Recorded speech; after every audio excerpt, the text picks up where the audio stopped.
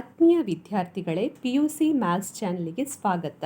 ಈ ಚಾನಲ್ನಲ್ಲಿ ನೀವು ಫಸ್ಟ್ PUC ಮ್ಯಾಥಮ್ಯಾಟಿಕ್ಸ್ ವಿಡಿಯೋಸ್ಗಳನ್ನು ನೋಡ್ಬೋದು. ಇವತ್ತಿನ ವಿಡಿಯೋದಲ್ಲಿ ಚಾಪ್ಟರ್ 2 ರಿಲೇಷನ್ ಆ್ಯಂಡ್ ಫಂಕ್ಷನ್ಸ್, ಈ ಚಾಪ್ಟರ್ನ ಎಕ್ಸಸೈಸ್ 2.2 ಅಲ್ಲಿ ಬರುವಂತಹ ಕ್ವಶನ್ಗಳಿಗೆ ಪರಿಹಾರವನ್ನು ಕಂಡುಹಿಡಿಯೋಣ.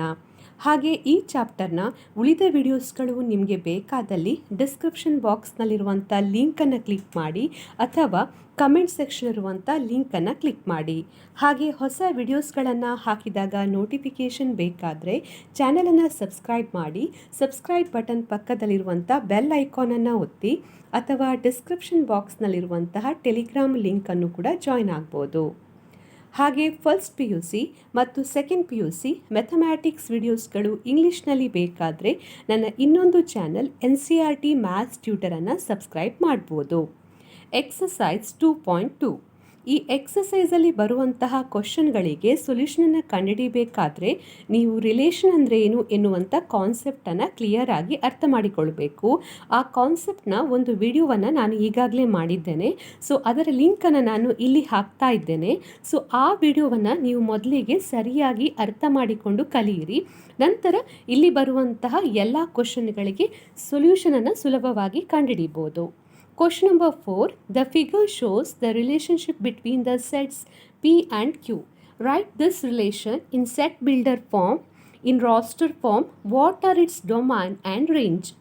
ಈ ಕ್ವಶನಲ್ಲಿ ಒಂದು ಫಿಗರನ್ನು ಕೊಟ್ಟಿದ್ದಾರೆ. ಸೊ ಈ ಫಿಗರನ್ನು ನೋಡಿಕೊಂಡು ನಾವು ಈ ರಿಲೇಷನನ್ನು ಡಿಫೈನ್ ಮಾಡಬೇಕು ಎರಡು ಫಾರ್ಮಲ್ಲಿ, ಸೆಟ್ ಬಿಲ್ಡರ್ ಫಾರ್ಮ್ ಮತ್ತು ರಾಸ್ಟರ್ ಫಾರ್ಮಲ್ಲಿ.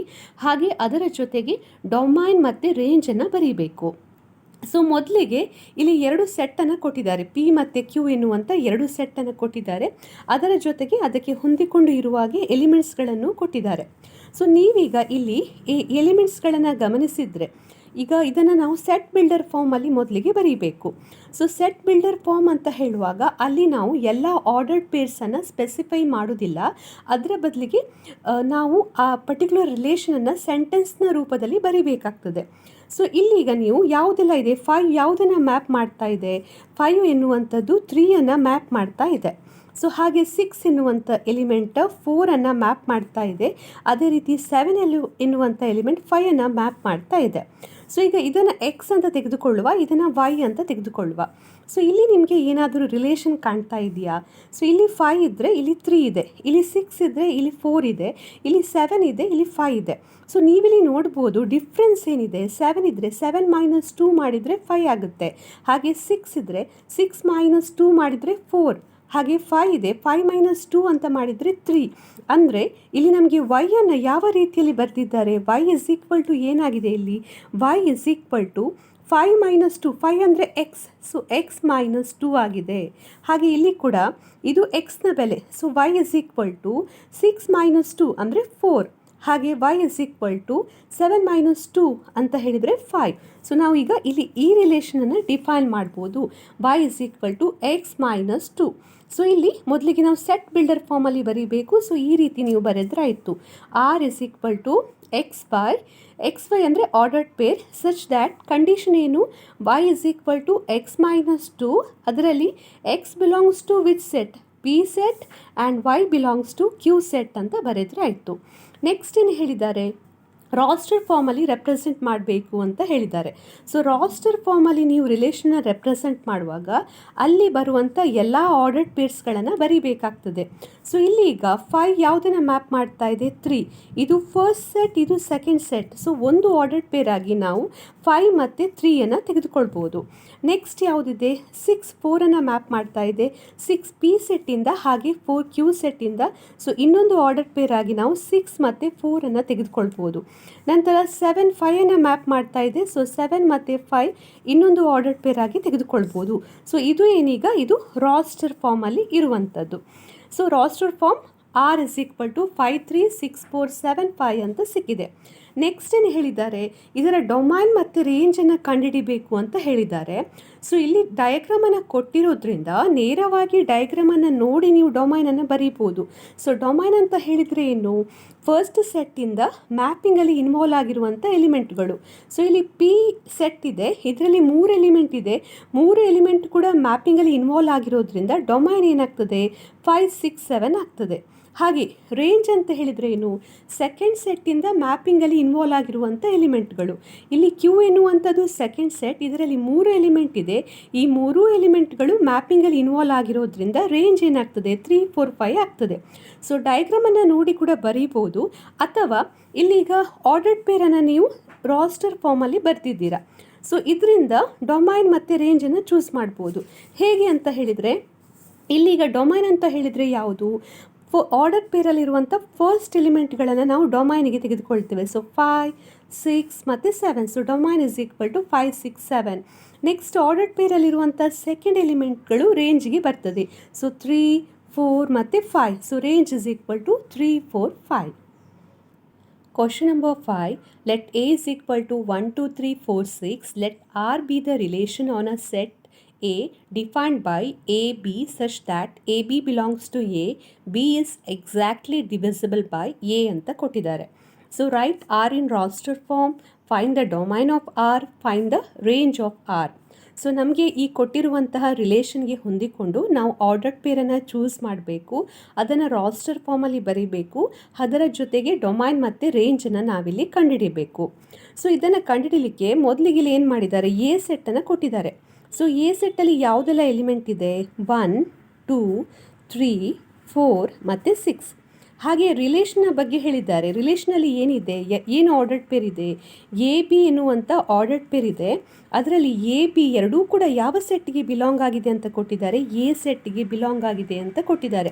ಅಂದರೆ ಇಲ್ಲಿ ಎ ಕ್ರಾಸ್ ಎ ಕಾರ್ಟೇಷನ್ ಪ್ರಾಡಕ್ಟ್ನ ಬಗ್ಗೆ ಹೇಳಿದ್ದಾರೆ. ಎ ಕ್ರಾಸ್ ಎ ಅಂತ ಹೇಳಿದರೆ ಇದರಿಂದ ನೀವು ಯಾವುದೇ ಆರ್ಡರ್ಡ್ ಪೇರನ್ನು ಚೂಸ್ ಮಾಡಿದರೆ ಏನಾಗ್ತದೆ, ಎರಡೂ ಆ ಆರ್ಡರ್ಡ್ ಪೇರಲ್ಲಿರುವಂಥ ಎರಡೂ ಎಲಿಮೆಂಟ್ಗಳು ಸೇಮ್ ಸೆಟ್ಗೆ ಬಿಲಾಂಗ್ ಆಗಿರ್ತದೆ.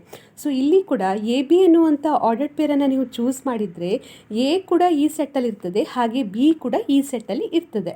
ಸೊ ಏನು ಕಂಡೀಷನ್ ಇದೆ, B is exactly divisible by A ಅಂತ ಇದೆ. So B is exactly divisible by A, ಈ ಕಂಡೀಷನ್ ಸ್ಯಾಟಿಸ್ಫೈ ಆಗುವ ಹಾಗೆ ನಾವೀಗ ಆರ್ಡರ್ಡ್ ಪೇರನ್ನು ಚೂಸ್ ಮಾಡಬೇಕು. ಸೊ ಅದನ್ನು ಹೇಗೆ ಚೂಸ್ ಮಾಡ್ತೀರಾ, ಈಗ ಮೊದಲಿಗೆ ಇಲ್ಲಿ ಎ ಎನ್ನುವಂಥ ಎಲಿಮೆಂಟ್ ಯಾವ ಸೆಟ್ಟಲ್ಲಿದೆ ಅಂತ ಕೊಟ್ಟಿದ್ದಾರೆ, ಎ ಸೆಟ್ಟಲ್ಲಿದೆ ಅಂತ ಕೊಟ್ಟಿದ್ದಾರೆ. ಸೊ 1, 2, 3, 4, 6. ಹಾಗೆ ಬಿ ಎನ್ನುವಂಥ ಎಲಿಮೆಂಟ್ ಕೂಡ ಯಾವ ಸೆಟ್ಗೆ ಬಿಲಾಂಗ್ ಆಗಿದೆ, ಅದು ಕೂಡ ಎ ಸೆಟ್ಗೆ ಬಿಲಾಂಗ್ ಆಗಿದೆ ಅಂತ ಕೊಟ್ಟಿದ್ದಾರೆ. ಸೊ 1, 2, 3, 4, 6. ನೆಕ್ಸ್ಟ್ ಏನು ಹೇಳಿದ್ದಾರೆ, B is exactly divisible by A ಅಂತ ಹೇಳಿದ್ದಾರೆ. ಸೊ ಬಿ ಎನ್ನುವಂಥ ಎಲಿಮೆಂಟ್ ಎ ಇಂದ ಎಕ್ಸಾಕ್ಟಾಗಿ ಡಿವೈಡ್ ಆಗಬೇಕು. ಅಂದರೆ ನೀವಿಲ್ಲಿ ಬಿ ಭಾಗಿಸು ಎ ಅಂತ ಫೈಂಡ್ ಔಟ್ ಮಾಡಿದಾಗ ನಿಮಗೆ ಇಲ್ಲಿ ಸಿಗುವಂತಹ ರಿಮೈಂಡರ್ ಏನಿದೆ, ರಿಮೈಂಡರ್ ನಿಮಗೆ ಇಲ್ಲಿ 0 ಅಂತ ಸಿಗಬೇಕು. ಸೊ ಅದು ಸಕ್ಸಸ್ಫುಲಿ ಡಿವೈಡ್ ಆಗಬೇಕು. ಆ ರೀತಿ ಡಿವೈಡ್ ಆಗುವಾಗೆ ಇದರಿಂದ ನಾವೀಗ ಆರ್ಡರ್ಡ್ ಪೇರ್ಸ್ಗಳನ್ನು ಆಯ್ಕೆ ಮಾಡಬೇಕು. ಸೊ ಈಗ ಉದಾಹರಣೆಗೆ ನೀವು ಈಗ ತೆಗೆದುಕೊಳ್ಳುವಾಗ ಎಯ ಬೆಲೆ 1 ಅಂತ ತೆಗೆದುಕೊಳ್ಳುವ. ಸೊ ಬಿಯ ನೀವು ಯಾವುದೇ ಬೆಲೆಯನ್ನು ತೆಗೆದುಕೊಂಡರೂ ಕೂಡ ಅದು 1ನಲ್ಲಿ ಡಿವೈಡ್ ಆಗ್ತಾ ಹೋಗ್ತದೆ. ಈಗ ಉದಾಹರಣೆಗೆ 1/1 ಇದು ಬಿಯ ಬೆಲೆ, ಹಾಗೆ ಇದು ಎಯ ಬೆಲೆ. 1/1 ಇದರಲ್ಲಿ ಭಾಗಿಸಲ್ಪಡ್ತದೆ. ಹಾಗೆ 2 ತೆಗೆದುಕೊಂಡ್ರೆ ಇಲ್ಲಿಂದ ಎಗೆ ಬಿಗೆ, ಸೊ 2 ನೆಕ್ಸ್ಟ್ ಇಲ್ಲಿ 1. ಸೊ ಇಲ್ಲಿ ಎಗೆ ನಾನು 1 ತೆಗೆದುಕೊಳ್ತಾ ಇದ್ದೇನೆ, ಇದನ್ನು ಚೂಸ್ ಮಾಡ್ತಾ ಇದ್ದೇನೆ. ಹಾಗೆ ಬಿಗೆ ಇದನ್ನು ಇಲ್ಲಿರುವಂಥ ಎಲಿಮೆಂಟ್ಸ್ಗಳನ್ನು ತೆಗೆದುಕೊಳ್ತಾ ಇದ್ದೇನೆ. ಸೊ ನೆಕ್ಸ್ಟ್ 3/1, ಹಾಗೆ 4/1, 6/1. ಸೊ ಇಲ್ಲಿ ನೀವು ನೋಡ್ಬೋದು, ಇಲ್ಲಿ ರಿಮೈಂಡರ್ ನಿಮ್ಗೆ ಏನು ಸಿಗ್ತದೆ, ರಿಮೈಂಡರ್ ನಿಮ್ಗೆ ಇಲ್ಲಿ 0 ಸಿಗ್ತದೆ. 1 × 1 = 1, 1 × 2 = 2, 1 × 3 = 3, 1 × 4 = 4, ಹಾಗೆ 1 × 6 = 6. ಸೊ ಇಲ್ಲಿ ನಿಮಗೆ ರಿಮೈಂಡರ್ 0 ಸಿಗ್ತಾ ಇದೆ, ಎಲ್ಲ ಯಾವುದೇ ನೀವು ಬೆಲೆಗಳನ್ನು ತೆಗೆದುಕೊಂಡ್ರೂ ಕೂಡ. ಹಾಗೆ ನೆಕ್ಸ್ಟ್ ನೀವು ಇಲ್ಲಿ 2 ಆಯ್ಕೆ ಮಾಡಿ. ಸೊ ಇಲ್ಲಿ ನಾನು ಎ ಆಗಿ 2 ತೆಗೆದುಕೊಳ್ತಾ ಇದ್ದೇನೆ. ಅದರ ಜೊತೆಗೆ ಬಿ ಇಂದ ಯಾವ ಬೆಲೆಗಳನ್ನು ತೆಗೆದುಕೊಳ್ಬೋದು, ಸೊ ಬಿಗೆ ಇಲ್ಲಿ ನೆಕ್ಸ್ಟ್ ಬಿಗೆ ನಾವಿಲ್ಲಿ 2 ತೆಗೆದುಕೊಳ್ಬೋದು. ಸೊ 2/2. ಸೊ ಇಲ್ಲಿ ಎಷ್ಟು ಸಲ ಭಾಗಿಸಲ್ಪಡ್ತದೆ, 2 × 1 = 2, ಅಂದರೆ ಇಲ್ಲಿ ಕೂಡ ರಿಮೈಂಡರ್ 0 ಸಿಗ್ತದೆ. ನೆಕ್ಸ್ಟ್ ಇಲ್ಲಿಂದ ಬಿಗೆ 4 ತೆಗೆದುಕೊಳ್ಬೋದು. ಸೊ 4/2. ಸೊ 4/2 ಅಂತ ಹೇಳುವಾಗ ಇಲ್ಲಿ ಕೂಡ 2 2s are 4. ಸೊ ರಿಮೈಂಡರ್ 0 ಸಿಗ್ತದೆ. Next 6/2. So 2 3s are 6. So remainder 0 ಸಿಗ್ತದೆ. ನೆಕ್ಸ್ಟ್ ಇದರ ನಂತರ ನೆಕ್ಸ್ಟ್ ನೀವೇನು ಮಾಡಿ, ಬಿ ಈಗ ಎನ ನಾನೀಗ 2 ಅಂತ ತೆಗೆದುಕೊಂಡು ಇದನ್ನು ಮಾಡಿದ್ದೇನೆ. ನೆಕ್ಸ್ಟ್ ಎನ 3 ಅಂತ ತೆಗೆದುಕೊಳ್ಳುವ. ಸೊ ಎನ 3 ಅಂತ ತೆಗೆದುಕೊಂಡ್ರೆ ಎಯ ಬೆಲೆ 3 ಆಗಿದೆ. ಯಾವ ಎಲಿಮೆಂಟ್ ಇದರಿಂದ ನಾವು ಆಯ್ಕೆ ಮಾಡ್ಬೋದು? ಮೊದಲಿಗೆ ಇಲ್ಲಿ 3ಯನ್ನು ತೆಗೆದುಕೊಳ್ಬೋದು, ಬಿಕಾಸ್ 3 1s are 3 ಅಂತ ಗೊತ್ತಿದೆ. ನೆಕ್ಸ್ಟ್ ಇಲ್ಲಿ 6ಅನ್ನು ತೆಗೆದುಕೊಳ್ಬೋದು. 3 2s are 6. ಇಲ್ಲಿ ಕೂಡ 0 ನಿಮಗೆ ರಿಮೈಂಡರ್ ಸಿಗ್ತದೆ. ಇಲ್ಲಿ 4 ಎಲ್ಲ ತೆಗೆದುಕೊಳ್ಳಿಕ್ಕೆ ಆಗೋದಿಲ್ಲ. ಈಗ 4/3 ಅಂತ ನೀವು ತೆಗೆದುಕೊಂಡ್ರೆ 3 1s are 3. ಮತ್ತೆ ಇಲ್ಲಿ ರಿಮೈಂಡರ್ ಏನು ಉಳಿತದೆ? 1 ಉಳಿತದೆ. ಸೊ ರಿಮೈಂಡರ್ ನಮಗೆ 0 ಬರುವಾಗೆ ನಾವು ತೆಗೆದುಕೊಳ್ಬೇಕು, ಯಾಕಂದರೆ ಎಕ್ಸಾಕ್ಟ್ಲಿ ಡಿವಿಸಿಬಲ್ ಬೈ ಎ ಅಂತ ಕೊಟ್ಟಿದ್ದಾರೆ. ಅಂದರೆ ರಿಮೈಂಡರ್ 0 ಬರಬೇಕು. ಸೊ ಅಂದರೆ ಶೇಷ, ರಿಮೈಂಡರ್ ಅಂದರೆ ಶೇಷ. ಸೊ ಇದನ್ನು ಆಯ್ಕೆ ಮಾಡ್ಬೋದು. ನೆಕ್ಸ್ಟ್ ನಾನೀಗ ಇಲ್ಲಿ ಬೆಲೆಯನ್ನು ತೆಗೆದುಕೊಳ್ಳುವಾಗ 4ಅನ್ನು ತೆಗೆದುಕೊಳ್ತಾ ಇದ್ದೇನೆ. ಯಾವುದನ್ನಾಗಿ? ಎನ 4 ಅಂತ ತೆಗೆದುಕೊಂಡ್ರೆ ಇಲ್ಲಿಂದ ನಾವು ಬಿ ಸೆಟ್ಟಿಂದ ಅಂದರೆ ಇಲ್ಲಿಂದ ಯಾವ ಎಲಿಮೆಂಟನ್ನು ಆಯ್ಕೆ ಮಾಡ್ಬೋದು? ಇಲ್ಲಿ ಸಕ್ಸಸ್ಫುಲಿ ಡಿವೈಡ್ ಆಗುವಂಥದ್ದು ಒಂದೇ ಎಲಿಮೆಂಟ್, ಯಾವುದು? 4. 4 1s are 4. ಹಾಗೆ ನೀವು ಬೇರೆ ಬೆಲೆಗಳನ್ನು ತೆಗೆದುಕೊಳ್ಳಿಕ್ಕೆ ಆಗೋದಿಲ್ಲ. 2/4 ಅಂತ ತೆಗೆದುಕೊಂಡ್ರೆ ಇಲ್ಲಿ ಶೇಷ ಅಥವಾ ರಿಮೈಂಡರ್ 2 ಉಳಿತದೆ. 3/4 ತೆಗೆದುಕೊಳ್ಳಿಕ್ಕೆ ಆಗೋದಿಲ್ಲ. ಹಾಗೆ 6/4 ಎಲ್ಲ ತೆಗೆದುಕೊಳ್ಳಿಕ್ಕೆ ಆಗೋದಿಲ್ಲ. ಯಾಕೆಂದರೆ ಈ ಕೇಸಲ್ಲೂ ಕೂಡ 6 ಆದರೆ ಇಲ್ಲಿ ರಿಮೈಂಡರ್ 2 ಉಳಿತದೆ. ನಮಗೆ ರಿಮೈಂಡರ್ 0 ಬರುವಾಗೆ ನಾವಿಲ್ಲಿ ಆಯ್ಕೆ ಮಾಡಬೇಕು. ನೆಕ್ಸ್ಟ್ ಅದರ ನಂತರ ಎನ ನಾನು 6 ಅಂತ ತೆಗೆದುಕೊಳ್ತೇನೆ. ಎನ 6 ಅಂತ ತೆಗೆದುಕೊಂಡ್ರೆ ನಾವು ಬಿಯನ್ನು ಏನಂತ ತೆಗೆದುಕೊಳ್ಬೋದು? ಬಿ ಇಲ್ಲಿ ಸಕ್ಸಸ್ಫುಲಿ ಡಿವೈಡ್ ಆಗುವಂಥದ್ದು ಯಾವುದನ್ನು ಚೂಸ್ ಮಾಡ್ಬೋದು? 6ಅನ್ನು ತೆಗೆದುಕೊಳ್ಬೋದು. ಸೊ 6/6 ಅಂತ ಹೇಳಿದರೆ ಇಲ್ಲಿ ರಿಮೈಂಡರ್ 0, ಒಂದು ಸಲ ಭಾಗಿಸಲ್ಪಡ್ತದೆ. ಹಾಗೆ ಇಲ್ಲಿ ಬಿಗೆ ನೀವು 4 ತೆಗೆದುಕೊಳ್ಳಿಕ್ಕೆ ಆಗೋದಿಲ್ಲ. 4/6 ಅಂತ ಹೇಳಿದರೆ ರಾಂಗ್ ಆಗ್ತದೆ. ಯಾಕೆಂದರೆ ಈ 6 4ಅಲ್ಲಿ ಡಿವಿಸಿಬಲ್ ಆಗೋದಿಲ್ಲ. ಇಲ್ಲಿ ರಿಮೈಂಡರ್ 4 ಉಳಿತದೆ. ಸೊ ಹಾಗಾಗಿ ಈ ರೀತಿ ತೆಗೆದುಕೊಳ್ಳಿಕ್ಕೆ ಆಗೋದಿಲ್ಲ. ಸೊ ಇಷ್ಟು ಬೆಲೆಗಳನ್ನು ನಾನೀಗ ತೆಗೆದುಕೊಂಡಿದ್ದೇನೆ. ಸೊ ಇದನ್ನು ನಾವೀಗ ಏನು ಮಾಡಬೇಕು? ರಾಸ್ಟರ್ ಫಾರ್ಮಲ್ಲಿ ಬರೀಬೇಕು. ಸೊ ರಾಸ್ಟರ್ ಫಾರ್ಮಲ್ಲಿ ಬರೆಯುವಾಗ ಆರ್ಡರ್ಡ್ ಪೇರನ್ನು ನಾವು ಎ ಬಿ ಆಗಿ ತೆಗೆದುಕೊಳ್ತೇವೆ. ಸೊ ಎ ಬಿ ಅಂತ ಹೇಳಿದರೆ ಇಲ್ಲಿ ಇದು ಎ, ಇಲ್ಲಿ ಡಿನಾಮಿನೇಟರ್ ಅಥವಾ ಛೇದದಲ್ಲಿರುವಂಥದ್ದು ಎ, ಹಾಗೆ ನ್ಯೂಮರೇಟರ್ ಅಥವಾ ಅಂಶದಲ್ಲಿರುವಂಥದ್ದು ಬಿ. ಸೊ 1,1 ಎನ್ನುವಂಥದ್ದು ಒಂದು ಆರ್ಡರ್ಡ್ ಪೇರ್ ಆಗ್ತದೆ. ನೆಕ್ಸ್ಟ್ 1,2. ಸೊ 1,2 ಎನ್ನುವಂಥದ್ದು ಇನ್ನೊಂದು ಆರ್ಡರ್ಡ್ ಪೇರ್. ಸೊ ನೀವಿಲ್ಲಿ ಬರೆಯುವಾಗ ನೆನಪಿಡಬೇಕು, ಬಿಯನ್ನು ಮೊದಲು ಬರೀಲಿಕ್ಕಿಲ್ಲ, ಎನ ಮೊದಲು ಬರೀಲಿಕ್ಕೆ ಇಲ್ಲಿ ಫಾರ್ಮ್ ಕೊಟ್ಟಿದ್ದಾರೆ, ಎ ಬಿ ಅಂತ ಕೊಟ್ಟಿದ್ದಾರೆ. ಸೊ ಮೊದಲಿಗೆ ಡಿನಾಮಿನೇಟರ್ ಬೆಲೆಗಳನ್ನು ತೆಗೆದುಕೊಳ್ಬೇಕು. ಸೊ 1 2. ನೆಕ್ಸ್ಟ್ ಏನಿದೆ? 1 3, ಹಾಗೆ 1 4, ಆಮೇಲೆ 1 6. ನೆಕ್ಸ್ಟ್ 2ಅನ್ನು 2 2. ಸೊ 2 2, ಆಮೇಲೆ 2 4 2 6. ನೆಕ್ಸ್ಟ್ 3ಯ ಜೊತೆ 3 3, ಹಾಗೆ 3 6. ನೆಕ್ಸ್ಟ್ 4,4, ಹಾಗೆ 6,6. ಸೊ ಈ ರೀತಿಯಲ್ಲಿ ಇಷ್ಟು ಆರ್ಡರ್ಡ್ ಪೇರ್ಸ್ಗಳು ನಮಗೆ ಸಿಗ್ತದೆ.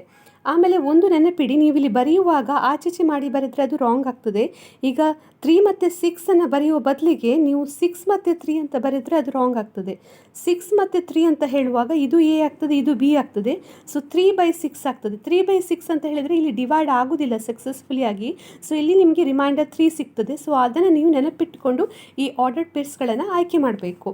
ಸೊ ಇಲ್ಲಿ ಈಗ ನಮಗೆ ಈ ರಿಲೇಷನ್ ಸಿಕ್ಕಿದೆ.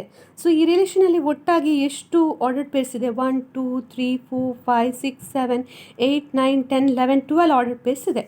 ನೆಕ್ಸ್ಟ್ ನಾವೇನು ಮಾಡಬೇಕು? ಇದರಿಂದ ಡೊಮೈನನ್ನು ಚೂಸ್ ಮಾಡಬೇಕು, ಹಾಗೆ ರೇಂಜನ್ನು ಚೂಸ್ ಮಾಡಬೇಕು. ಸೊ ಡೊಮೈನ್ ಅಂತ ಹೇಳಿದರೆ ಏನಂತ ನಾನು ಹೇಳಿದ್ದೆ, ಈಗಾಗಲೇ ಹೇಳಿದ್ದೆ. ಆರ್ಡರ್ಡ್ ಪೇರಲ್ಲಿರುವಂಥ ಫಸ್ಟ್ ಎಲಿಮೆಂಟ್ಗಳನ್ನು ನಾವು ಯಾವಾಗಲೂ ಡೊಮೈನ್ ಅಂತ ಹೇಳ್ತೇವೆ. ಸೊ ಇಲ್ಲೀಗ ಏನು ಎಲಿಮೆಂಟ್ ಇದೆ? ಫಸ್ಟ್ ಎಲಿಮೆಂಟ್ 1 1 1 1 1 ಅಂತ ಇದೆ. ಸೊ ಯಾವುದೇ ಎಲಿಮೆಂಟ್ ರಿಪೀಟ್ ಆದರೆ ಅದನ್ನು ನೀವು ಒಂದು ಸಲ ತೆಗೆದುಕೊಂಡ್ರೆ ಆಯಿತು. ಸೊ ಒಂದು ಎಲಿಮೆಂಟನ್ನು ನಾವು 1 ಅಂತ ತೆಗೆದುಕೊಳ್ಬೋದು ಡೊಮೈನಿಗೆ. ನೆಕ್ಸ್ಟ್ ಇಲ್ಲಿ 2 ಇದೆ, ಸೊ 2ಅನ್ನು ಹಾಕ್ಬೋದು. ನೆಕ್ಸ್ಟ್ ಇಲ್ಲಿ 3 ಇದೆ, ಸೊ 3, ಹಾಗೆ ಇಲ್ಲಿ 4 ಇದೆ, ಹಾಗೆ ಇಲ್ಲಿ 6 ಇದೆ. ಸೊ ರಿಪೀಟೆಡ್ ಟೈಮ್ಸಲ್ಲಿ ಇದ್ದರೆ ಆ ಎಲಿಮೆಂಟನ್ನು ಒಂದೇ ಸಲ ಬರೆದ್ರೆ ಆಯಿತು. ನೆಕ್ಸ್ಟ್ ರೇಂಜ್ ಅಂತ ಹೇಳಿದರೆ ಆರ್ಡರ್ಡ್ ಪೇರಲ್ಲಿರುವಂಥ ಸೆಕೆಂಡ್ ಎಲಿಮೆಂಟ್ಸ್ಗಳು ಯಾವುದೆಲ್ಲ? 1 ಇದೆ, 2 ಇದೆ, 3 ಇದೆ, 4 ಇದೆ, 6 ಇದೆ. ಸೊ 1 2 3 4 6. ಆಮೇಲೆ ಪುನಃ ಇಲ್ಲಿ 2 ಇದೆ, 4 ಇದೆ, 6 ಇದೆ. ಇದನ್ನು ನಾವು ಒಂದು ಸಲ ಬರೆದಿದ್ದೇವೆ. ಸೊ ಪುನಃ ಬರೆಯುವ ಅಗತ್ಯ ಇಲ್ಲ. ಸೊ 3 6 4 6 ಒಂದೇ ಸಲ ನೀವು ಒಂದೊಂದು ಸಲ ಬರೆದ್ರೆ ಆಯಿತು. So domain is equal to 1 2 3 4 6, ಹಾಗೆ ರೇಂಜ್ ಕೂಡ is equal to 1 2 3 4 6. Question number 6. Determine the domain and range of the relation R defined by r is equal to x comma x plus 5 such that x belongs to 0 1 2 3 4 5 ಅಂತ ಕೊಟ್ಟಿದ್ದಾರೆ. So ಇಲ್ಲಿ ರಿಲೇಷನನ್ನು set builder ಫಾರ್ಮಲ್ಲಿ ಬರೆದಿದ್ದಾರೆ. So ನಾವು ಇದರ domain ಮತ್ತು ರೇಂಜನ್ನು identify ಮಾಡಬೇಕು. So ಡೊಮೈನನ್ನು ಮತ್ತು ರೇಂಜನ್ನು ಐಡೆಂಟಿಫೈ ಮಾಡುವ ಮೊದಲಿಗೆ ನಾವೇನು ಮಾಡಬೇಕು, ಈ ರಿಲೇಷನನ್ನು ರಾಸ್ಟರ್ ಫಾರ್ಮಲ್ಲಿ ಬರೀಬೇಕು. ಸೊ ಮೊದಲಿಗೆ ಇಲ್ಲಿ ಏನು ಕೊಟ್ಟಿದ್ದಾರೆ, ಯಾವುದೆಲ್ಲ ಎಲಿಮೆಂಟ್ಸ್ ಇದೆ ಅಂತ ಕೊಟ್ಟಿದ್ದಾರೆ ಸೆಟ್ಟಲ್ಲಿ. 0 1 2 3 4 5 ಅಂತ ಕೊಟ್ಟಿದ್ದಾರೆ. ಅಂದರೆ ಎಕ್ಸ್ ಬಿಲಾಂಗ್ಸ್ ಟು ಈ ಎಲಿಮೆಂಟ್ಗೆ ಬಿಲಾಂಗ್ ಆಗಿದೆ ಅಂತ ಕೊಟ್ಟಿದ್ದಾರೆ. ಹಾಗೆ ಕಂಡೀಷನ್ ಕೂಡ ಕೊಟ್ಟಿದ್ದಾರೆ. ಏನಂತ ಹೇಳಿ, ಆರ್ಡರ್ಡ್ ಪೇರ್ ಏನಿದೆ ಎಕ್ಸ್ ಮತ್ತು ಎಕ್ಸ್ ಪ್ಲಸ್ 5 ಇದು ಎರಡು ಎಲಿಮೆಂಟ್ ಆರ್ಡರ್ಡ್ ಪೇರ್. ಇದು ಫಸ್ಟ್ ಎಲಿಮೆಂಟ್ ಎಕ್ಸ್ ಆಗಿರ್ತದೆ, ಅಂದರೆ ಇದರಲ್ಲಿರುವ ಯಾವುದಾದ್ರೂ ಒಂದು ಎಲಿಮೆಂಟ್. ಸೆಕೆಂಡ್ ಎಲಿಮೆಂಟ್ ಏನಾಗಿರ್ತದೆ, ಎಕ್ಸ್ ಪ್ಲಸ್ 5 ಆಗಿರ್ತದೆ. ಸೊ ಈಗ ನೀವು ಇದನ್ನು ತೆಗೆದುಕೊಂಡು ನಾವೀಗ ಆರ್ಡರ್ಡ್ ಪೇರನ್ನು ಮಾಡ್ತಾ ಹೋಗುವ. ಸೊ ಫಸ್ಟಿಗೆ ಈಗ ಇಲ್ಲಿ ಎಕ್ಸ್ ಇಸ್ ಈಕ್ವಲ್ ಟು 0 ಅಂತ ತೆಗೆದುಕೊಳ್ತೇನೆ. So X is equal to 0 ತೆಗೆದುಕೊಂಡಾಗ ಇಲ್ಲಿ ಏನಾಗ್ತದೆ, ಸೊ ಇದೇನಾಗ್ತದೆ 0 ಮತ್ತು ಇಲ್ಲಿ ಏನಾಗ್ತದೆ 0 ಪ್ಲಸ್ 5. ಸೊ ನಮಗಿಲ್ಲಿ ಒಂದು ಆರ್ಡರ್ಡ್ ಪೇರ್ ಸಿಗ್ತದೆ 0 ಮತ್ತು 5. ಹಾಗೆ next x is equal to 1 ಅಂತ ತೆಗೆದುಕೊಂಡ್ರೆ ಇಲ್ಲಿ 1 ಆಯಿತು. 1 ಪ್ಲಸ್ 5 ಅಂತ ಹೇಳಿದರೆ 1 ಮತ್ತು 6 ಇನ್ನೊಂದು ಆರ್ಡರ್ಡ್ ಪೇರ್ ಸಿಗ್ತದೆ. ಹಾಗೆ ಎಕ್ಸ್ ಇಸ್ ಈಕ್ವಲ್ ಟು 2 ಅಂತ ತೆಗೆದುಕೊಳ್ತೇನೆ. ಸೊ ಇಲ್ಲಿ 2 2 ಪ್ಲಸ್ 5. ಸೊ 2 ಮತ್ತು 7 ಎನ್ನುವಂಥ ಇನ್ನೊಂದು ಆರ್ಡರ್ಡ್ ಪೇರ್ ಸಿಗ್ತದೆ. ನೆಕ್ಸ್ಟ್ ನಾನಿಲ್ಲಿ ಎಕ್ಸ್ ಇಸ್ ಈಕ್ವಲ್ ಟು 3 ಅಂತ ತೆಗೆದುಕೊಳ್ತೇನೆ. So X is equal to 3 ಅಂತ ಹೇಳಿದರೆ X X plus 5. So X ಏನಿಲ್ಲಿ 3 3 ಪ್ಲಸ್ 5. ಸೊ ಇಲ್ಲಿ ಏನು ಸಿಗ್ತದೆ 3 ಮತ್ತು 8 ಎನ್ನುವಂಥ ಇನ್ನೊಂದು ordered pair. X is equal to 4 ಅಂತ ತೆಗೆದುಕೊಂಡ್ರೆ ಎಕ್ಸ್ ಅಂದರೆ 4 ಎಕ್ಸ್ ಪ್ಲಸ್ 5 4 ಪ್ಲಸ್ 5. ಸೊ 4 9 ಅಂತ ಸಿಗ್ತದೆ. Next x is equal to 5. So x X plus 5. So 5 5 plus 5 ಅಂತ ಹೇಳಿದರೆ ಇಲ್ಲಿ 5 ಮತ್ತು ನೆಕ್ಸ್ಟ್ 10 ಎನ್ನುವಂಥ ಆರ್ಡರ್ಡ್ ಪೇರ್ ಸಿಗ್ತದೆ. ಸೊ ಇಲ್ಲಿ ಈಗ ಯಾವುದೆಲ್ಲ ಆರ್ಡರ್ಡ್ ಪೇರ್ ಸಿಕ್ಕಿದೆ ಅದನ್ನು ರಾಸ್ಟರ್ ಫಾರ್ಮಲ್ಲಿ ಬರೆಯುವ. ಸೊ ಫಸ್ಟ್ ಆರ್ಡರ್ಡ್ ಪೇರ್ 0 ಮತ್ತು 5, ನೆಕ್ಸ್ಟ್ 1 ಮತ್ತು 6, ನೆಕ್ಸ್ಟ್ 2 ಮತ್ತು 7, ಆಮೇಲೆ 3 ಮತ್ತು 8, ಆಮೇಲೆ 4 ಮತ್ತು 9, ನೆಕ್ಸ್ಟ್ 5 ಮತ್ತು 10. ಈ ರೀತಿಯಲ್ಲಿ ನಿಮಗಿಲ್ಲಿ 6 ಆರ್ಡರ್ಡ್ ಪೇರ್ಸ್ಗಳು ಸಿಗ್ತದೆ. ಸೊ ಈ 6 ಆರ್ಡರ್ಡ್ ಪೇರ್ಸ್ ಸಿಕ್ಕ ನಂತರ ನೀವೇನು ಮಾಡಬೇಕಿಲ್ಲಿ, ಇಲ್ಲಿ ಇದರ ಡೊಮೈನ್ ಮತ್ತು ರೇಂಜನ್ನು ಫೈಂಡ್ ಔಟ್ ಮಾಡಬೇಕು. ಸೊ ಡೊಮೈನ್ ಏನಾಗ್ತದೆ, ಡೊಮೈನ್ ಅಂತ ಹೇಳಿದರೆ ಯಾವಾಗಲೂ ಕೂಡ ಆರ್ಡರ್ಡ್ ಪೇರಲ್ಲಿರುವಂಥ ಫಸ್ಟ್ ಎಲಿಮೆಂಟ್ಗಳು ಯಾವುದಿಲ್ಲಿ 0 ಇದೆ, ಹಾಗೆ ಇಲ್ಲಿ 1 ಇದೆ, ಇಲ್ಲಿ 2 ಇದೆ, ಇಲ್ಲಿ 3 ಇದೆ, ಇಲ್ಲಿ 4 ಇದೆ, ಇಲ್ಲಿ 5 ಇದೆ. ಸೊ 0 1 2 3 4 5 ಇದೇನಾಗ್ತದೆ, ಇದು ಡೊಮೈನ್ ಆಗ್ತದೆ. So this is the domain. Next range ಅಂತ ಹೇಳಿದರೆ ಇಲ್ಲಿರುವಂಥ ಸೆಕೆಂಡ್ ಎಲಿಮೆಂಟ್ಸ್ಗಳು ಯಾವುದೆಲ್ಲ ಅದೆಲ್ಲವೂ ಕೂಡ ರೇಂಜ್ ಆಗ್ತದೆ. ಸೊ ಯಾವುದಿದೆ ಸೆಕೆಂಡ್ ಎಲಿಮೆಂಟ್ 5 6 7 8 9 10. ಸೊ 5 6 7 8 9 10 ಇದು ರೇಂಜ್ ಆಗ್ತದೆ. So domain and range.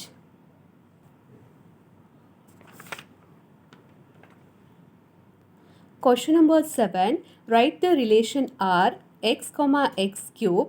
X is a prime number less than 10 in roster form ಅಂತ ಕೊಟ್ಟಿದ್ದಾರೆ.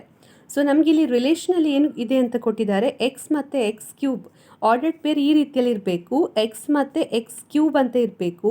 ಹಾಗೆ ಎಕ್ಸಿನ ಬೆಲೆ ಏನು ಕೊಟ್ಟಿದ್ದಾರೆ, X is a prime number less than 10. So prime number ಅಂತ ಹೇಳಿದರೆ ಏನು, ಅ number which divides by it self and 1 is known as a prime number. So prime numbers ಅಂತ ಹೇಳುವಾಗ ಇದು 2ರಿಂದ ಪ್ರಾರಂಭ ಆಗ್ತದೆ. ಸೊ 2 3 5 7 ಹೀಗೆ ಅದು ಮುಂದುವರಿಯುತ್ತಾ ಹೋಗ್ತದೆ. ಸೊ ಈಗ ಈ ನಂಬರ್ಸನ್ನು ನೀವು ನೋಡಿದರೆ these are the numbers which divides by it self. ಮತ್ತು 1 ಅದನ್ನು ಬಿಟ್ಟು ಬೇರೆ ಯಾವುದೇ ಒಂದು ನಂಬರಲ್ಲಿ ಅದು ಡಿವೈಡ್ ಆಗೋದಿಲ್ಲ. ಸೊ 2 3 5 7 ಹಾಗೆ 11. ಸೊ ಈ ರೀತಿಯಲ್ಲಿ ಅದು ಮುಂದುವರಿಯುತ್ತಾ ಹೋಗ್ತದೆ. ಸೊ ಇಲ್ಲಿ ಕೊಟ್ಟಿದ್ದಾರೆ X is a prime number less than 10 ಅಂತ ಕೊಟ್ಟಿದ್ದಾರೆ. ಅಂದರೆ ನಾವು ಎಕ್ಸಿಗೆ ಈ ಬೆಲೆಗಳನ್ನು ಕೊಡ್ಬೋದು, 2 3 5 7 ಅಂತ ಈ 4 ಬೆಲೆಗಳನ್ನು ಮಾತ್ರ ಕೊಡ್ಬೋದು. ಯಾಕೆಂದರೆ ಲೆಸ್ ದೆನ್ 10 ಕೊಟ್ಟಿದ್ದಾರೆ, ಹಾಗಾಗಿ 11 ಮತ್ತು ಅದರ ನಂತರ ಬರುವಂಥ ಎಲಿಮೆಂಟ್ಸ್ಗಳನ್ನು ಇನ್ಕ್ಲೂಡ್ ಮಾಡಲಿಕ್ಕೆ ಆಗೋದಿಲ್ಲ. ಸೊ ಈಗ ಎಕ್ಸಿಗೆ ಈ ಬೆಲೆಗಳನ್ನು ಕೊಟ್ಟು ನಾವು ಆರ್ಡರ್ಡ್ ಪೇರನ್ನು ಡಿಸೈನ್ ಮಾಡುವ. ಸೊ ಮೊದಲಿಗೆ ನಾನೇನು ಮಾಡ್ತೇನೆ, ಎಕ್ಸ್ ಇಸ್ ಈಕ್ವಲ್ ಟು 2 ಅಂತ ಕೊಡ್ತೇನೆ. ಸೊ 2 ಅಂತ ಕೊಟ್ಟಾಗ ಇಲ್ಲಿ ಏನಾಗ್ತದೆ ಆರ್ಡರ್ಡ್ ಪೇರಲ್ಲಿ ಎಕ್ಸ್ ಮತ್ತು ಎಕ್ಸ್ ಕ್ಯೂಬ್ ಅಂತ ಕೊಟ್ಟಿದ್ದಾರೆ ಆರ್ಡರ್ಡ್ ಪೇರ್. ಸೊ 2 ಎಕ್ಸ್ ಅಂದರೆ 2, ಎಕ್ಸ್ ಕ್ಯೂಬ್ ಅಂದರೆ 2 ಕ್ಯೂಬ್. ಸೊ ಇಲ್ಲಿ ಏನು ಸಿಗ್ತದೆ, ಇಲ್ಲಿ 2 ಕ್ಯೂಬ್ ಅಂತ ಹೇಳಿದರೆ 2 ಇಂಟು 2 ಇಂಟು 2 ಅಂತ ಹೇಳಿದರೆ 8. ಸೊ 2 ಮತ್ತು 8 ಎನ್ನುವಂಥ ಒಂದು ಆರ್ಡರ್ಡ್ ಪೇರ್ ನಮಗಿಲ್ಲಿ ಸಿಗ್ತದೆ. ನೆಕ್ಸ್ಟ್ ನಾವು ಎಕ್ಸ್ ಇಸ್ ಈಕ್ವಲ್ ಟು 3 ಅಂತ ಕೊಡುವ. So X is equal to 3 ಆದಾಗ ಎಕ್ಸ್ ಮತ್ತು x cube, so 3, 3 cube. So ಇಲ್ಲಿ ಏನು ಸಿಗ್ತದೆ, 3, 3 ಕ್ಯೂಬ್ ಅಂದರೆ 3 ಇಂಟು 3 9, 9 ಇಂಟು 3 ಅಂತ ಹೇಳುವಾಗ ಇಲ್ಲಿ 27. ಸೊ 3 ಮತ್ತು 27 ಎನ್ನುವಂಥ ಇನ್ನೊಂದು ಆರ್ಡರ್ಡ್ ಪೇರ್ ಸಿಗ್ತದೆ. ಆಮೇಲೆ ನೆಕ್ಸ್ಟ್ ಇಲ್ಲಿ ಎಕ್ಸ್ ಇಸ್ ಈಕ್ವಲ್ ಟು 5 ಅಂತ ಇದೆ. So X is equal to 5 ಆದಾಗ ಏನಾಗ್ತದೆ ಆರ್ಡರ್ಡ್ ಪೇರ್ 5, 5 ಕ್ಯೂಬ್ ಅಂತ ಆಗ್ತದೆ. ಸೊ 5, 5 ಕ್ಯೂಬ್ ಅಂದರೆ 5 ಇಂಟು 5 ಅಂದರೆ 25, 25 ಇಂಟು 5 ಅಂತ ಹೇಳಿದರೆ 125 ಅಂತ ನಮಗಿಲ್ಲಿ ಸಿಗ್ತದೆ. ಅದರ ನಂತರ ನೆಕ್ಸ್ಟ್ ಏನಿದೆ ಇಲ್ಲಿ ಎಕ್ಸ್ ಇಸ್ ಈಕ್ವಲ್ ಟು 7 ಅಂತ ಇದೆ. So X is equal to 7 ಆದಾಗ 7 x, x cube, so 7 cube. So 7, 7 cube ಅಂತ ಹೇಳಿದರೆ 7 ಇಂಟು 7 49, 49 ಇಂಟು 7 ಅಂತ ಹೇಳುವಾಗ ಇಲ್ಲಿ 343 ಅಂತ ಸಿಗ್ತದೆ. ಸೊ ನೀವಿಲ್ಲಿ ನೋಡ್ಬೋದು ನಮಗೆ ಇಷ್ಟು 4 ಆರ್ಡರ್ಡ್ ಪೇರ್ಗಳು ಸಿಕ್ಕಿದೆ. ಯಾವುದೆಲ್ಲ, ಆರ್ ಇಸ್ ಈಕ್ವಲ್ ಟು 2 ಮತ್ತು 8, 2 ಮತ್ತು 8, ಹಾಗೆ 3 ಮತ್ತು 27, ಹಾಗೆ 5 ಮತ್ತು 125, ನೆಕ್ಸ್ಟ್ 7 ಮತ್ತು 343 ಅಂತ ಈ ರೀತಿಯಲ್ಲಿ ನಮಗೆ 4 ಆರ್ಡರ್ಡ್ ಪೇರ್ಸ್ಗಳು ಸಿಗ್ತವೆ. ಸೊ ಇಲ್ಲಿ ಡೊಮೈನ್ ಮತ್ತು ರೇಂಜನ್ನು ಕೇಳಿಲ್ಲ, ಕೇವಲ ರಾಸ್ಟರ್ ಫಾರ್ಮಲ್ಲಿ ಬರೀಲಿಕ್ಕೆ ಹೇಳಿದ್ದಾರೆ. ಸೊ ಹಾಗಾಗಿ ಈ ರೀತಿ ನೀವು ಬರೆದ್ರೆ ಆಯಿತು. ನೆಕ್ಸ್ಟ್ ಮತ್ತೆ ಒಂದು ವೇಳೆ ಡೊಮೈನನ್ನು ಕೇಳಿದರೆ ಯಾವುದು ಡೊಮೈನ್ ಆಗ್ತಿತ್ತು, ಡೊಮೈನ್ ಅಂತ ಹೇಳಿದರೆ ಆರ್ಡರ್ಡ್ ಪೇರ್ಸಲ್ಲಿರುವಂಥ ಫಸ್ಟ್ ಎಲಿಮೆಂಟ್. ಸೊ 2, 3, 5, 7 ಡೊಮೈನ್ ಆಗ್ತಿತ್ತು. ಹಾಗೆ ರೇಂಜ್ ಅಂತ ಹೇಳಿದರೆ ಆರ್ಡರ್ಡ್ ಪೇರಲ್ಲಿರುವಂಥ ಸೆಕೆಂಡ್ ಎಲಿಮೆಂಟ್ಸು 8, 27, 125 ಮತ್ತು 343 ರೇಂಜ್ ಅಂತ ಆಗ್ತಿತ್ತು.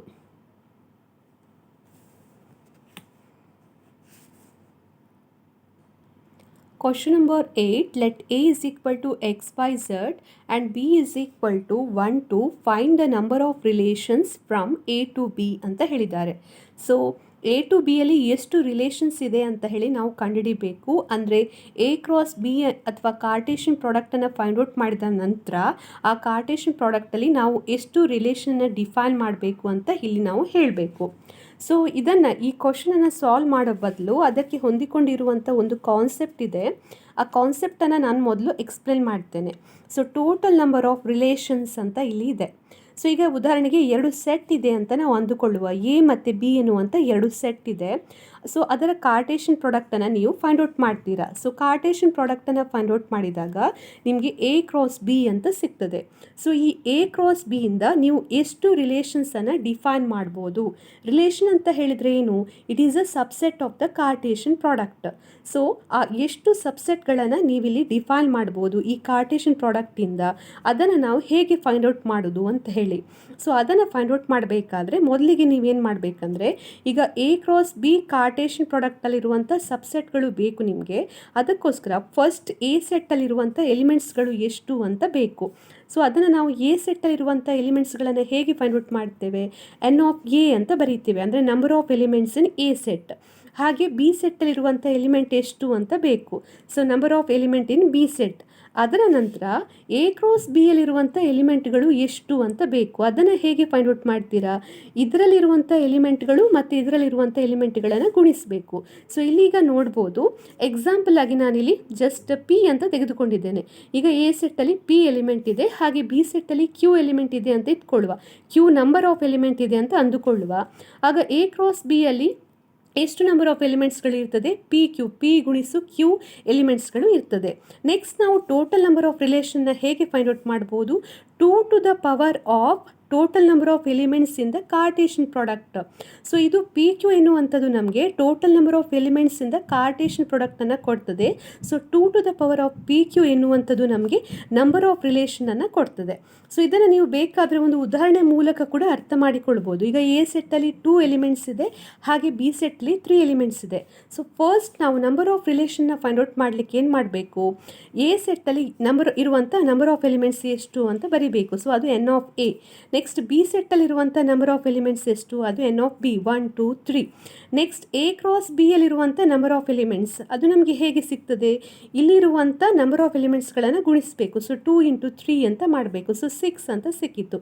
ನೆಕ್ಸ್ಟ್ ಅದರ ಪವರನ್ನು ಫೈಂಡ್ ಔಟ್ ಮಾಡಬೇಕು. So 2 to the power N of A cross B ಅಥವಾ 2 to the power P Q ಅಂತ ಮಾಡಿದರೆ ನಮಗೆ ಟೋಟಲ್ ನಂಬರ್ ಆಫ್ ರಿಲೇಷನ್ಸನ್ನು ಇದು ಕೊಡ್ತದೆ.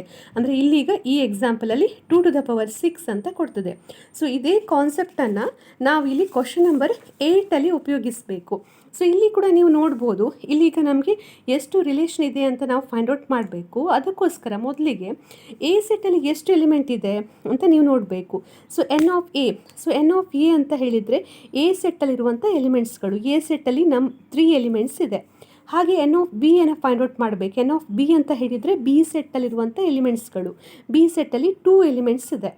ನೆಕ್ಸ್ಟ್ ಏನು ಮಾಡಬೇಕಂದ್ರೆ N of A cross B ಅನ್ನು ಫೈಂಡ್ ಔಟ್ ಮಾಡಬೇಕು. ಎ ಕ್ರಾಸ್ ಬಿ ಯಲ್ಲಿರುವಂಥ ನಂಬರ್ ಆಫ್ ಎಲಿಮೆಂಟ್ಸ್ಗಳು ಇದು ನಿಮಗೆ ಹೇಗೆ ಸಿಗ್ತದೆ, ಇದೆರಡನ್ನು ಗುಣಿಸೋದ್ರಿಂದ ಸಿಗ್ತದೆ. ಸೊ 3 × 2 ಅಂತ ಮಾಡಬೇಕು, ಆಗ ನಿಮಗೆ 6 ಅಂತ ಸಿಗ್ತದೆ. ಆಮೇಲೆ ಇದರಲ್ಲಿರುವಂಥ ಎ ಕ್ರಾಸ್ ಬಿ ಯಲ್ಲಿರುವಂಥ ರಿಲೇಷನನ್ನು ಫೈಂಡ್ ಔಟ್ ಮಾಡಲಿಕ್ಕೆ 2 to the power of this, 2 to the power of N of A cross B ಅಂತ ಮಾಡಬೇಕು. So 2 to the power of N of A cross B ಅಂತ ಹೇಳಿದರೆ ಇಲ್ಲಿ ಏನಾಗ್ತದೆ, ಇಲ್ಲಿ ಕೂಡ ನೀವು ನೋಡ್ಬೋದು 2 ಟು ದ ಪವರ್ ಆಫ್ 6 ಅಂತ ಸಿಗ್ತದೆ. ಅಂದರೆ ಇಲ್ಲಿ 64 ಅಂತ ನಿಮಗೆ ಉತ್ತರ ಸಿಗ್ತದೆ. ಸೊ ಈ ರೀತಿಯಲ್ಲಿ ಫಾರ್ಮುಲಾ ಮೂಲಕ ನೀವು ಡೈರೆಕ್ಟಾಗಿ ಫೈಂಡ್ ಔಟ್ ಮಾಡ್ಬೋದು.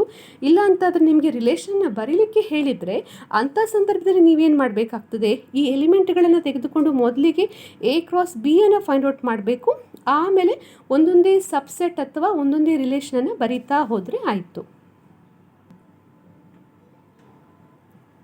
Question number 9. Let R be the relation on Z defined by R is equal to AB such that AB belongs to Z. A minus B is an integer. Find the domain and range of R ಅಂತ ಹೇಳಿದ್ದಾರೆ. So ಒಂದು ರಿಲೇಷನ್ನ define ಮಾಡಿದ್ದಾರೆ. ಯಾವುದರ ಮೇಲೆ, ಝೆಡ್ನ ಮೇಲೆ. Z ಅಂತ ಹೇಳಿದರೆ ಯಾವುದರ ಸೆಟ್ ಆಗ್ತದೆ, ಝೆಡ್ ಎನ್ನುವಂಥದ್ದು ಇಂಟೀಜರ್ನ ಸೆಟ್, ಅಥವಾ ನಾವಿದನ್ನು ಕನ್ನಡದಲ್ಲಿ ಪೂರ್ಣಾಂಕಗಳು ಅಂತ ಹೇಳ್ತೇವೆ. ಸೊ ಇಂಟೀಜರ್ ಅಂತ ಹೇಳುವಾಗ ಅಲ್ಲಿ ಧನ ಪೂರ್ಣಾಂಕಗಳು, ಋಣ ಪೂರ್ಣಾಂಕಗಳು ಅಥವಾ ನೆಗೆಟಿವ್ ನಂಬರ್ಸ್ ಹಾಗೆ ಪಾಸಿಟಿವ್ ಇಂಟೀಜರ್ಸ್ ಕೂಡ ಇರ್ಬೋದು. ಈ ರೀತಿಯಲ್ಲಿ ಅದು ಆ ಸೆಟ್ಟನ್ನು ನಾವು ಈ ರೀತಿಯಲ್ಲಿ ಬರೀಬೋದು. -3, -2, -1, ನೆಕ್ಸ್ಟ್ 0, 1, 2, 3 ಹೀಗೆ ಇದು ಮುಂದುವರಿಯುತ್ತಾ ಹೋಗ್ತದೆ. This is a infinite set. ಇದೊಂದು ಇನ್ಫೈನೈಟ್ ಸೆಟ್. ಇದರಲ್ಲಿ ಎಷ್ಟು ಎಲಿಮೆಂಟ್ಸ್ಗಳಿದೆ ಅಂತ ನಾವು ಕೌಂಟ್ ಮಾಡಲಿಕ್ಕೆ ಆಗೋದಿಲ್ಲ. ಸೊ ಇಲ್ಲಿ ಕೊಟ್ಟಿದ್ದಾರೆ, ಝೆಡ್ನ ಮೇಲೆ ಈ ರಿಲೇಷನ್ನ ಡಿಫೈನ್ ಮಾಡಿದ್ದಾರೆ. ಏನಂತ ಹೇಳಿದ್ದಾರೆ, ಸೊ ನಾವಿಲ್ಲಿ ಆರ್ಡರ್ಡ್ ಪೇರ್ಗಳನ್ನು ಚೂಸ್ ಮಾಡಬೇಕು, ಎ ಮತ್ತು ಬಿ. ಆ ಚೂಸ್ ಮಾಡಿದಂಥ ಎ ಬಿ ಎರಡೂ ಕೂಡ ಯಾವುದರಲ್ಲಿ ಬಿಲಾಂಗ್ ಆಗಿರ್ತದೆ, ಈ ಝೆಡ್ ಎನ್ನುವಂಥ ಸೆಟ್ ಅಥವಾ ಪೂರ್ಣಾಂಕಗಳ ಗಣದಲ್ಲಿ ಇರ್ತದೆ. ಹಾಗೆ ಏನು ಕಂಡೀಷನ್ ಕೊಟ್ಟಿದ್ದಾರೆ, A minus B is an integer ಅಂತ ಕೊಟ್ಟಿದ್ದಾರೆ. ಸೊ ಇಲ್ಲಿರುವಂಥ ಈ ಝೆಡ್ ಸೆಟ್ಟಿಂದ 2 ಎಲಿಮೆಂಟ್ಗಳನ್ನು ಚೂಸ್ ಮಾಡಿ ಅದರ ಡಿಫ್ರೆನ್ಸನ್ನು ಫೈಂಡ್ ಔಟ್ ಮಾಡಬೇಕು.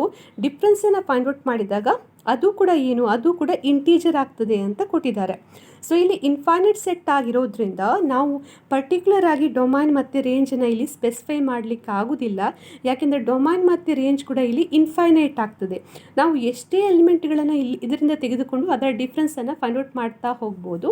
ಹಾಗಾಗಿ ಪರ್ಟಿಕ್ಯುಲರ್ ಆಗಿ ನಾವು ಡೊಮೈನ್ ಯಾವುದಾಗ್ತದೆ ಅಥವಾ ರೇಂಜ್ ಆಗ್ತದೆ ಅಂತೇಳಿ ಸ್ಪೆಸಿಫೈ ಮಾಡಲಿಕ್ಕೆ ಆಗೋದಿಲ್ಲ, ನಂಬರ್ಸನ್ನು ಸ್ಪೆಸಿಫೈ ಮಾಡಲಿಕ್ಕೆ ಆಗೋದಿಲ್ಲ.